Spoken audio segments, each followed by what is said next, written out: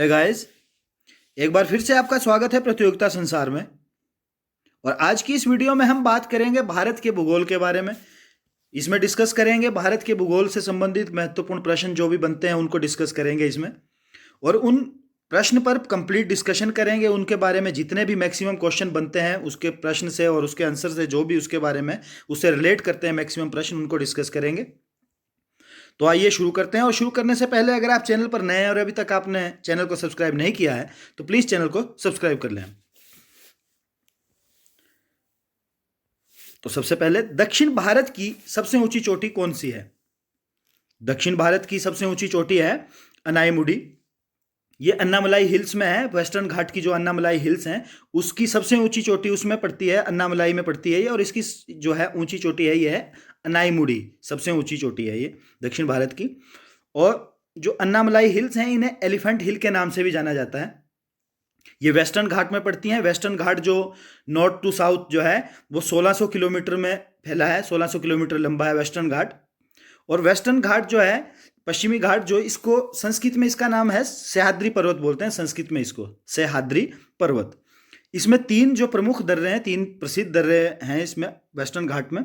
उनका नाम है थाल घाट, पाल घाट और भोर घाट। ये तीन दर्रे हैं। और जो दक्षिण भारत की सबसे ऊंची चोटी है अनाईमुडी, यह है 2695 मीटर। केरल में है ये, केरल में। नेक्स्ट, सतपुड़ा की पहाड़ियां किस राज्य में हैं? तो सतपुड़ा की पहाड़ियां जो हैं वो है मध्य प्रदेश में। जो सतपुड़ा की पहाड़ियां हैं ये ज्वालामुखी चट्टानों से बनी हुई है। और इसकी सबसे ऊंची चोटी जो है सतपुड़ा रेंज की, जो सबसे ऊंची चोटी है वो है धूपगढ़। ये 1350 मीटर जो है इसकी हाइट है। और धूपगढ़ जो है ये है महादेव पर्वत पर स्थित है। और सतपुड़ा रेंज से ही जो है वो ताप्ती नदी भी निकलती है। ताप्ती नदी जो ईस्ट टू वेस्ट बहती है और अरब सागर में मिलती है, ये सतपुड़ा की पहाड़ियों से ही निकलती है मध्य प्रदेश में। नेक्स्ट, किस देश के साथ न्यू मूर द्वीप के कारण भारत का विवाद था? तो न्यू मूर द्वीप जो है वो कहाँ है? ये अंडमान निकोबार के नज़दीक है, आइसलैंड के पास है। और इसके ऊपर विवाद था जो, वो था बांग्लादेश के साथ। किसका? भारत और बांग्लादेश का विवाद था न्यू मूर द्वीप के ऊपर, कि इसके ऊपर जो है किसके अधिकार क्षेत्र में आता है या आना चाहिए। इस बात को लेकर हमेशा विवाद रहता था। लेकिन अभी पिछले दशक में, जो 2000 का दशक था, उसमें क्या हुआ कि ग्लोबल वार्मिंग बढ़ने से पानी का जैसे ही जल स्तर बढ़ा तो ये द्वीप जो पूरा का पूरा है ये जल में समा गया। और जो इसके जल में समाने से ये विवाद फिलहाल जो है ख़त्म हो गया है, क्योंकि अब जब द्वीप ही नहीं रहा है तो विवाद किस बात का। नेक्स्ट, नीलगिरी की पहाड़ियाँ किस राज्य में स्थित हैं? तो जो नीलगिरी है ये है तमिलनाडु में। नीलगिरी की पहाड़ियाँ तमिलनाडु में स्थित हैं। और तमिलनाडु जो नीलगिरी है इसका सबसे ऊंचा पर्वत शिखर है डाडा बेटा। इसको डाडा बेटा बोलते हैं, जो इसका सबसे ऊंचा पर्वत शिखर है, उच्चतम बिंदु है। और इसकी हाइट है 2600 सेंटीमीटर। और इसी डाडा बेटा की जो चोटी है इस पर है मौसम विज्ञान वेधशाला भी है एक, तमिलनाडु में। नेक्स्ट, भारत का दक्षिणतम बिंदु क्या है? तो जो भारत का दक्षिणतम बिंदु है वो है इंदिरा पॉइंट। ये अंडमान निकोबार द्वीप समूह में है। और इसको 1985 में जो है इसका नाम इंदिरा पॉइंट रखा गया। इससे पहले इसका नाम था पैगमिलियन पॉइंट। उससे पहले बोलते थे इसको पैगमिलियन पॉइंट, और 1985 में इसका नाम रीनेम करके रख दिया गया इंदिरा पॉइंट। नेक्स्ट, कर्क रेखा भारत के कितने राज्यों से होकर गुजरती है? तो जो कर्क रेखा है वो भारत के 8 राज्यों से होकर गुजरती है। कौन कौन से राज्य हैं वो 8 राज्य जिनसे होकर कर्क रेखा गुजरती है? वो है गुजरात, राजस्थान, महाराष्ट्र, छत्तीसगढ़, पश्चिम बंगाल, त्रिपुरा, झारखंड और मिजोरम। ये 8 राज्य हैं जिनसे होकर कर्क रेखा गुजरती है। तो इसको याद करने के लिए थोड़ा सा ये भी है कि गरम छप त्रिझमी। गरम छप त्रिझमी। गरम से मतलब हो गया गुजरात, राजस्थान और महाराष्ट्र। छप से हो गया छत्तीसगढ़ और पश्चिम बंगाल। और त्रिझमी से हो गया त्रिपुरा, झारखंड और मिजोरम। तो गरम छप त्रिझमी से भी आप इसको याद रख सकते हैं कि कर्क रेखा भारत के किन राज्यों, 8 राज्यों से होकर गुजरती है। और गरम छप त्रिझमी जो है वो राज्य हैं। आप इनको थोड़ा फिर एलोबरेट कर सकते हैं, फिर आपको याद रहने में आसानी होगी इससे। नेक्स्ट, भारतीय मानक समय ग्रीनविच समय में कितना अंतर है? भारतीय मानक समय और ग्रीनविच के समय में कितना अंतर है? तो इसके बीच में अंतर है 5.5 घंटे का। 5 घंटे 30 मिनट का अंतर पड़ता है। जो ग्रीनविच है वो 0 डिग्री देशांतर पर है, और वहाँ जो है इंटरनेशनल स्टैंडर्ड टाइम वहाँ से कैलकुलेट होता है। और भारत में जो समय है वो 82.5 डिग्री पे कैलकुलेट होता है। तो इस तरह जो है वो भारत और उसमें 5.5 घंटे का अंतर पड़ता है, क्योंकि हर 15 डिग्री देशांतर पर जो है वो 1 घंटा बढ़ जाता है। 1 घंटा मतलब समय का अंतर पड़ता है। तो भारत इस तरह कितने पे 82.5 पे है, तो 5 घंटे हो गए 75 पे, और बाकी उसके आधा घंटा हो गया 7.5 पे। तो इस तरह 5.5 घंटे का जो है वो फर्क पड़ता है, अंतर पड़ता है भारत और ग्रीनविच के समय में। नेक्स्ट, भारत की मीठे पानी की सबसे बड़ी झील कौन सी है? तो भारत की मीठे पानी की सबसे बड़ी झील है वूलर झील। ये कहाँ है? जम्मू और कश्मीर में। नेक्स्ट, भारत का सबसे ऊंचा जलप्रपात कौन सा है? अच्छा, भारत के मीठे पानी की सबसे बड़ी झील है वूलर झील है, जम्मू कश्मीर में। तो उसी तरह खारे पानी की सबसे बड़ी झील कौन सी है? वो सांबर झील होगी। वो कहाँ है? राजस्थान में है। और सबसे बड़ी तटीय झील कौन सी है? तो तटीय झील जो है वो चिल्का झील है। ये कहाँ है? उड़ीसा में है। ये झीलों से संबंधित हो गए सारे प्रश्न कि मीठे पानी की सबसे बड़ी झील होगी वूलर झील, जम्मू कश्मीर। खारे पानी की सबसे बड़ी झील सांबर झील, राजस्थान। सबसे बड़ी तटीय झील चिल्का झील, उड़ीसा में। और सबसे बड़ी कृत्रिम जो है, कृत्रिम झील, आर्टिफिशियल झील जो है इंदिरा सागर झील। ये कहाँ है? मध्य प्रदेश में।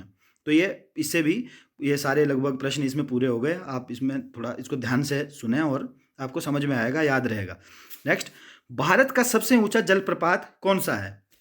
तो जो भारत का सबसे ऊंचा जलप्रपात है वो जोग जलप्रपात है। ये कहाँ है? कर्नाटक में और शरावती नदी पर है। और इस जोग जलप्रपात को बोलते हैं गरसोप्पा भी बोलते हैं, गरसोप्पा जलप्रपात भी बोलते हैं। और इसका नया नाम है महात्मा गांधी जलप्रपात। इस पे एक बिजली परियोजना भी है जिसको महात्मा गांधी के नाम पे जो चल रही है। तो यह है जोग जलप्रपात, जो है भारत का सबसे ऊंचा जलप्रपात है, और यह है कर्नाटक में शरावती नदी पर। नेक्स्ट, नर्मदा नदी का उद्गम स्थल कहाँ है? तो जो नर्मदा नदी है, नर्मदा नदी, इसका उद्गम स्थल है अमरकंटक में। अमरकंटक से निकलती है ये। और अमरकंटक कहाँ है? मध्य प्रदेश, मध्य प्रदेश में है। और इसको जो है विंध्याचल पर्वत भी बोलते हैं। अमरकंटक जो है विंध्याचल पर्वत की अमरकंटक नामक पहाड़ी से निकलती है। और इसको बोलते हैं मध्य प्रदेश की जीवन रेखा भी कहा जाता है इसको, जो नर्मदा नदी को है। और ये बहती हुई जो है अपने क्या बोलते हैं गुजरात, और गुजरात होती हुई ये गिरती है खंबात की खाड़ी में, अरब सागर में गिरती है। मतलब खंबात की खाड़ी होते हुए अरब सागर में गिरती है। और इसी नदी पर जो है वो सरदार सरोवर बांध जो है वो इसी नदी पर बनाया गया है गुजरात में। और सरदार सरोवर बांध से जब नर्मदा नदी की बात आती है तो मेधा पाटेकर, जो मेधा पाटेकर हैं, उन्होंने नर्मदा बचाओ आंदोलन की शुरुआत की थी। किसने? मेधा पाटेकर ने नर्मदा बचाओ आंदोलन की शुरुआत की थी। तो मेधा पाटेकर किससे संबंधित है? नर्मदा बचाओ आंदोलन से। और नर्मदा जल विवाद जो है वो 4 राज्यों के बीच में रहा है। किसके किसके? गुजरात, मध्य प्रदेश, राजस्थान और महाराष्ट्र। ये 4 राज्य हैं, इनके बीच में नर्मदा जल विवाद जो है रहा है। ये प्रश्न पूछा भी जाता है कि नर्मदा जल विवाद जो है किन किन राज्यों के बीच में जो पनपा था, या किन किन राज्यों के बीच में चला है। तो नर्मदा जल विवाद जो है वो गुजरात, मध्य प्रदेश, राजस्थान और महाराष्ट्र के बीच में है।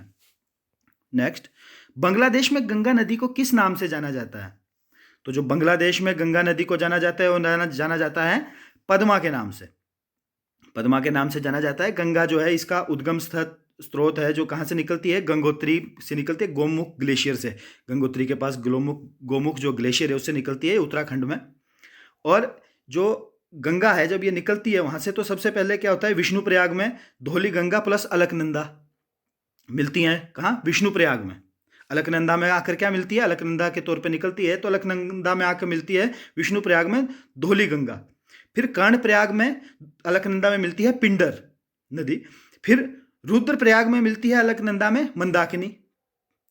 और देवप्रयाग में आकर जब अलकनंदा में भागीरथी नदी मिलती है, तो ये निर्माण किसका करती है? गंगा नदी का निर्माण करती है। और ये जो है भागीरथी पर ही है। टिहरी बांध जो है भागीरथी पर है और भारत का सबसे ऊंचा बांध है। तो इस तरह गंगा को जो बोलते हैं बांग्लादेश में पद्मा बोलते हैं। नेक्स्ट, विश्व का सबसे बड़ा नदी द्वीप मजोली किस नदी में स्थित है? तो विश्व का जो सबसे बड़ा जो है नदी द्वीप है मजोली, तो ये किस नदी पर स्थित है? यह है ब्रह्मपुत्र नदी पर स्थित है। और कहाँ है?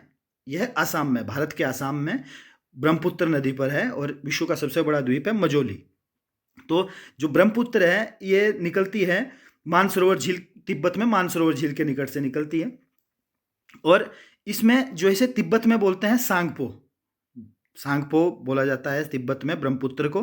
बांग्लादेश में इसे जमुना के नाम से जाना जाता है और चीन में इसको जानते हैं या लू त्सांग। इसको चीन में क्या बोलते हैं? या लू त्सांग।